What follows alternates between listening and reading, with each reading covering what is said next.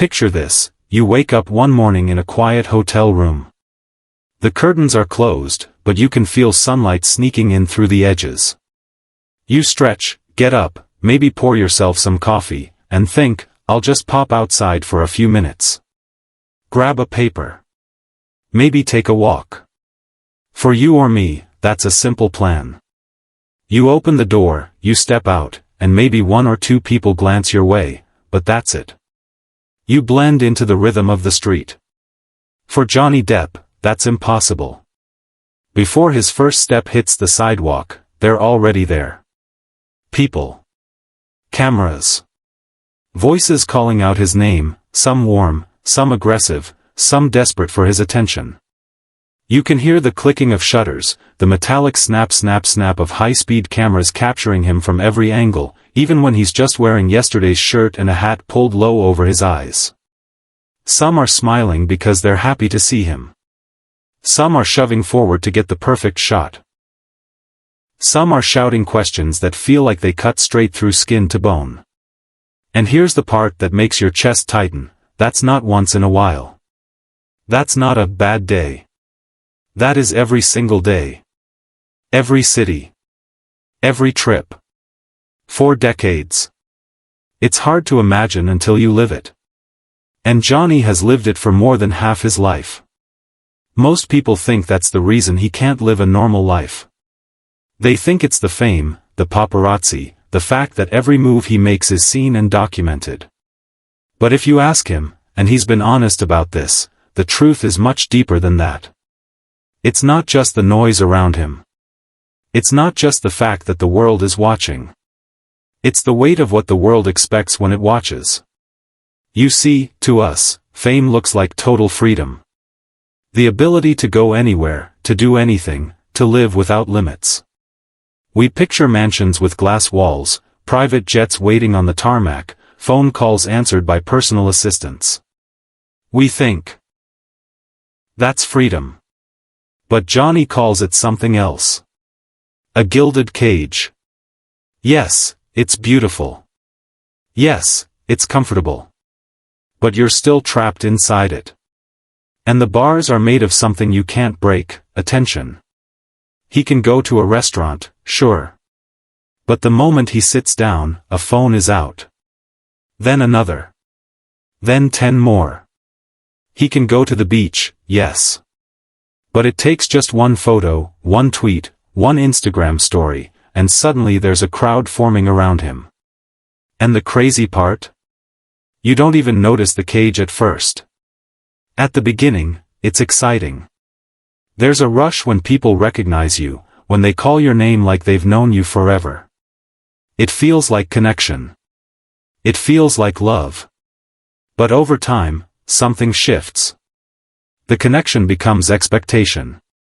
People aren't just happy to see you, they expect you to give them something in return. A smile.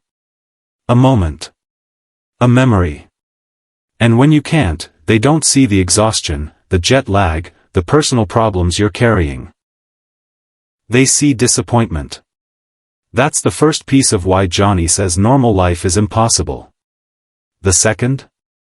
The characters. Johnny Depp isn't just an actor, he's an entire gallery of unforgettable faces. Jack Sparrow, with his drunken swagger and sly grin. Edward Scissorhands, with his gentle eyes and dangerous hands. The Mad Hatter, larger than life in color and chaos. And here's the strange thing, when people meet Johnny, they don't just meet him. They meet all of them. At once. Think about it. Imagine walking into a store to buy milk, and every single person inside expects you to be your funniest, most entertaining self. Every time you open your mouth, they're waiting for a clever line. Every movement is being watched for a hint of one of your characters. That might be flattering the first few times. But year after year, it becomes a job you can't clock out of. And here's where it gets even trickier. After decades of that, you start to lose track of the line between the version of you that exists for the public, and the version that exists just for yourself. Johnny has admitted, in his own way, that you begin to wonder, am I being myself right now, or am I playing a role that the world has written for me? Then there's the third part, the cost of connection. Johnny has one of the most loyal fan bases in the world. They follow him across countries. They wait outside hotels in the freezing cold just for a wave. And he's the kind of celebrity who honors that loyalty. He signs autographs until his hand aches. He takes photos even when it's raining. He shows up for charity events without making them about himself. And when a child is sick in a hospital, he doesn't just send a gift, he shows up in full costume as Jack Sparrow, making them laugh, making them forget where they are, even if just for a moment. But here's the truth no one talks about, that kind of open-hearted connection costs something. Because once people feel they know you, they stop seeing you as just a person. You become theirs. Not in a malicious way, but in a way that eats away at your privacy. Every trip to the grocery store, every quiet coffee, every stolen moment alone, all of it becomes harder and harder to protect. And Johnny says that's not because people are cruel. It's because the boundary between fan and friend starts to blur. Some people think, well, if it's so overwhelming, just take a break. But Johnny knows better. Fame doesn't pause when you do. In fact, the moment you step away, the speculation begins.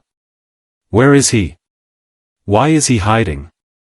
Is something wrong? And when you come back, the attention is even sharper, because mystery always makes people look closer. So instead of disappearing completely, Johnny has learned the art of disappearing in small ways. That means using private entrances that no one expects. Switching cars at the last minute so paparazzi follow the wrong vehicle. Having friends or team members who can distract a crowd while he slips out the side. It means building little bubbles of normal life that fame can't penetrate.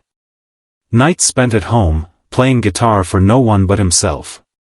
Dinners with close friends who don't care about the spotlight.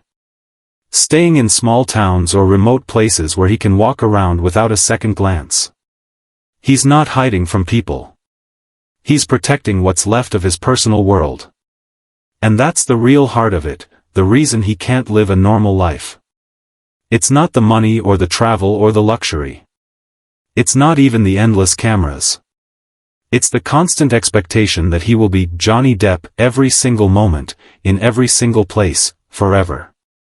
And the weight of that? You can't just put it down. So imagine yourself in his position. Would you trade your privacy for global fame? Would you give up the ability to walk unnoticed in exchange for millions of people knowing your name?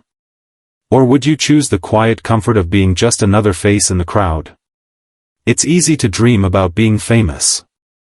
But living inside it? That's a different world entirely. And maybe that's the point Johnny's trying to make. Fame isn't bad. It's not evil. But it's not what we think it is. It gives, and it takes. And what it takes, is often the very thing we take for granted the most. The next time you see Johnny Depp walking down the street, smiling for the cameras, waving to fans, remember, behind that smile is a man who has learned how to live while never truly being alone. A man who's mastered the delicate balance between giving himself to the world, and keeping enough of himself to stay whole. Because in the end, that's the hardest part of all.